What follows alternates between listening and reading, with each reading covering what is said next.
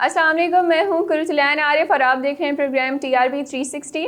नाज़रीन, आज काबीना का पहला इजलास था जिसके बाद मरियम औरंगज़ेब और मिफ्ता इस्माइल ने प्रेस कॉन्फ्रेंस की। उसमें उन्होंने ये तो बताया कि पिछली हुकूमत ने मईशत तबाह बर्बाद कर दी है, जो कि हमेशा से हम सुनते आए हैं, लेकिन किसी ने ये नहीं बताया कि आइंदा इस मईशत को बेहतर करने के लिए क्या इकदाम उठाए जा सकते हैं। इसी हवाले से बात करेंगे। हमारे साथ मौजूद हैं शबीर हुसैन, प्रोग्राम में वेलकम करेंगे। शबीर साहब, ये बताइएगा कि काबीना का इजलास हुआ, उसके बाद मरियम औरंगज़ेब और मिफ्ता इस्माइल की प्रेस कॉन्फ्रेंस हुई जिसमें उन्होंने कहा कि पिछली हुकूमत ने मईशत का बेड़ा गर्क कर दिया है। तो क्या ये उन्होंने नई बात की है या हमेशा से यही राग चलता आया है? देखें, बिल्कुल पुराना राग है और अब तो ये पक्का हो गया ये राग। हम हमेशा एक जाने वाली हुकूमत की नाकामियाँ और उनकी तमाम तर कोताहियाँ आने वाली हुकूमत के वज़ीरों से सुनते हैं। बिल्कुल वैसा ही हुआ है आज भी। पहला काबीना का इजलास, गो के ज़ाहिर है 12 रुकनी जमाती ये काबीना है, उसमें अभी तो कुछ जमातें शामिल नहीं हुई लेकिन ज़्यादातर जमातें इसमें मौजूद हैं। और उनकी पहली प्रेस कॉन्फ्रेंस के अंदर जो बताया गया हमें कि जी PTI की हुकूमत ने मईशत तबाह कर दी है, नाअहल थे, बदउनवान थे, करप्ट थे, सब कुछ थे। कुछ ऐसी ही चीज़ें मैं कोई अपने 25 साला सहाफ़ती कैरियर के अंदर जो है देखता चला आ रहा हूँ कि एक हुकूमत जाती है, दूसरी आती है और वो ये बताती है कि पाकिस्तान गर्क हो गया है और हम इसको जो है अब उठाएंगे। तो अब आज यही वादे इन्होंने भी कर लिए हैं। इम्पॉर्टेंट बात जो आज काबीना में हुई है, जो कि शायद गरीबों को बड़ी अच्छी लगे, वो उन सारे महंगाई के मारे लोगों को, कि मिफ्ता इस्माइल साहब का नाम आज काबीना ने अप्रूव किया कि उनका नाम एग्ज़िट कंट्रोल लिस्ट से निकाल दिया जाए। अब इससे गरीबों को कितना फ़ायदा होगा ये मेरे और आपके समझने की बात है कि मिफ्ता इस्माइल साहब एग्ज़िट कंट्रोल लिस्ट से निकल गए हैं उनका नाम। आज रात वो वाशिंगटन के लिए चले जाएंगे जहाँ उन्होंने IMF से मुज़ाकरात करने हैं। बताया ये जा रहा है कि क्योंकि IMF से मुज़ाकरात करने थे इसलिए उनका नाम ECL से निकालना बहुत ज़रूरी था। पिछले 3 सालों से ये जो मुज़ाकरात हो रहे थे और हमेशा ही होते हैं, तो वो कोविड के दौर में हो रहे थे और कोविड में सारी दुनिया जो है वो रिमोटली यानी कि वर्चुअल वर्ल्ड के अंदर मुज़ाकरात कर रही थी। लेकिन अब मिफ्ता इस्माइल साहब का अमेरिका जाना बहुत ज़रूरी था। तो एक तो आज ये सबसे बड़ी कामयाबी हुई है गरीबों के लिए कि मिफ्ता इस्माइल साहब का नाम एग्ज़िट कंट्रोल लिस्ट से निकल गया है। दूसरा, हमें बताया गया है कि जी इंतहाई दिगरगूं माशी सूरत हाल है, उसके बरक्स जो कि कल वर्ल्ड बैंक की रिपोर्ट जारी हुई है जिसमें उन्होंने प्रोजेक्ट किया है कि पाकिस्तान की GDP ग्रोथ यानी कि माशी शरह नमू अभी भी 4% रहने की तवक्को है। आपको याद होगा कि पिछले साल जब ये वर्ल्ड बैंक ने प्रेडिक्ट किया था कि 1% पाकिस्तान की GDP ग्रोथ होगी, तो उस साल के एंड तक यानी कि उस फिस्कल ईयर के एंड तक हम 5.6% की ग्रोथ अचीव कर गए थे PTI की हुकूमत में। अगर वर्ल्ड बैंक इस वक्त प्रेडिक्ट कर रहा है कि 4% ग्रोथ हो सकती है, तो समझ जाएं कि 5% तो किसी ना किसी सूरत में हो ही जाएगी। तो ऐसा क्या तबाही आई है कि पाकिस्तान का GDP ग्रोथ बेहतर जा रहा है, लेकिन हमें पिक्चर ये बताई जा रही है कि इंतहाई तबाही हो गई है। शबीर साहब, ये बताइएगा कि आपको क्या लगता है कि आज जो बातें हुई हैं प्रेस कॉन्फ्रेंस में, क्या ये सब इसी एक ही चीज़ पे इत्तफा करेंगे या फिर आगे हमें मज़ीद तब्दीलियां देखने को मिलेंगी?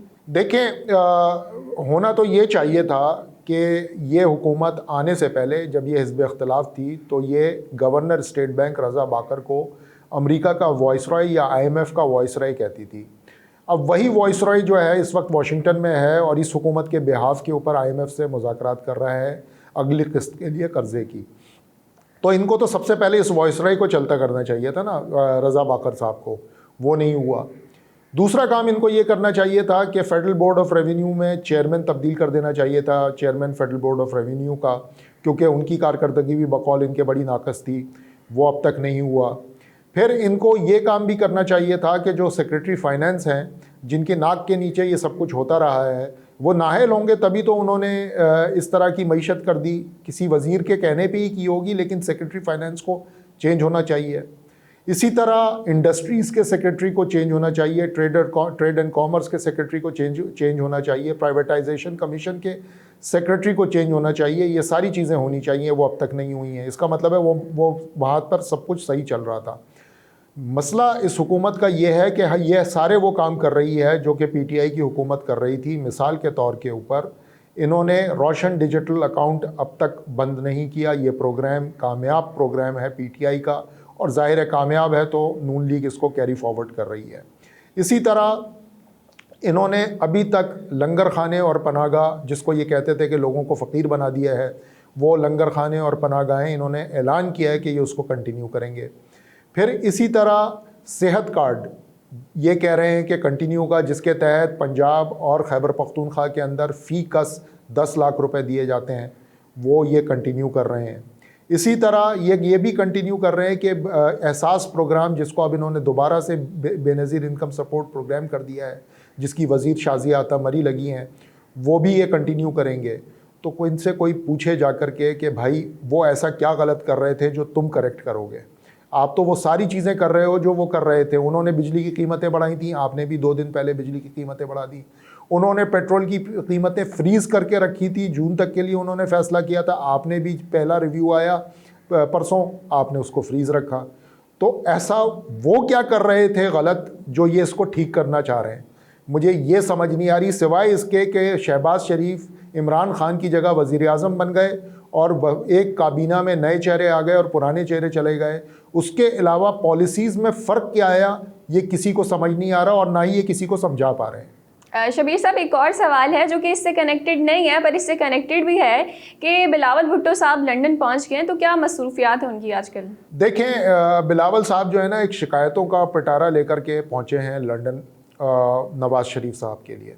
नवाज़ शरीफ साहब से उनकी शिकायत बेशुमार है। मिसाल के तौर पे कि उनकी शदीद ख्वाहिश है कि उनके वालिद गिरामी आसिफ अली जरदारी साहब सदर पाकिस्तान बने।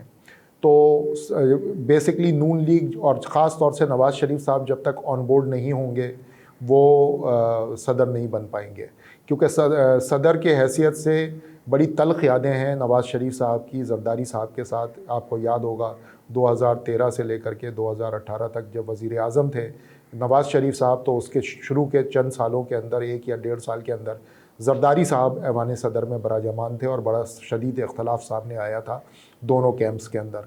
तो वो यादें यकीनन कैरी कर रहे हैं, वो तल्ख़ यादें नवाज़ शरीफ साहब। दूसरा उनकी शिकायत जो बिलावल की है वो ये कि चेयरमैन सेनेट भी उनको पीपल्स पार्टी का चाहिए, वो उनकी ख्वाहिश भी डिलीवर नहीं हुई यहाँ शहबाज शरीफ साहब से, तो वो मांगने के लिए वहाँ चले गए हैं नवाज़ शरीफ साहब के साथ पास।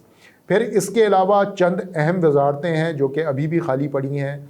गो के नून लीग वाले कह रहे हैं कि इसके ऊपर बराजमान जो है वो नून लीग से कोई किसी रहनुमा का होना चाहिए, लेकिन पीपल्स पार्टी बज़िद है कि उनको ये वजारतें मिलें। मिसाल के तौर पे पेट्रोलियम और नेचुरल रिसोर्सेज की वजारत, वो भी पीपल्स पार्टी मांग रही है नून लीग से। तो ये कोई इतना अच्छा नहीं चल रहा बैकग्राउंड के अंदर जो काबीना का सारा मामला है और इस हुकूमत का सारा मामला है। दूसरी इंपॉर्टेंट बात जो होनी है वो आपको याद होगा कि जहांगीर तरीन साहब ने पिछले हफ्ते पाकिस्तान वापसी का ऐलान किया था और उन्होंने कहा था कि वो पाकिस्तान वापस आ रहे हैं, और अचानक वो ऐलान जो है वो मनसूख हुआ और उनकी आना भी मनसूख हो गया। तो बेसिकली बिलावल साहब जो हैं, एक इत्तलात ये हैं कि वो जहांगीर तरीन साहब से भी अपने लिए कुछ मांगेंगे। अपने लिए वो क्या मांगेंगे? वो ये मांगेंगे कि आप हमें सपोर्ट करें, उस कैंप में आ जाएं, पीपल्स पार्टी के कैंप में आ जाएं और नून लीग के कैंप से थोड़ा दूर हो जाएं, ताकि हम अपना सदर और हम अपना चेयरमैन सेनेट और मज़ीद चॉइसेस ऑफ मिनिस्ट्रीज़ जो है वो हम अपने लिए हासिल करें। एक इज़राए तफन्नुन में आपको बात बता दूं कि कुछ लोगों का कहना यह है कि इस साल मौलाना फजलुर रहमान साहब एतकाफ़ में नहीं बैठेंगे, क्योंकि उन्हें खौफ है कि कहीं वो एतकाफ़ में बैठे और पीछे से जरदारी साहब सदर ना बन जाए, उनके साथ कहीं हैंड ना हो जाए। तो ऐसी भी इत्तलात कुछ सामने आ रही हैं। जी नाज़रीन, ये था हमारा आज का प्रोग्राम। फिर हाजिर होंगे नए मौजू के साथ, तब तक के लिए इजाज़त दीजिए। अल्लाह निगहबान।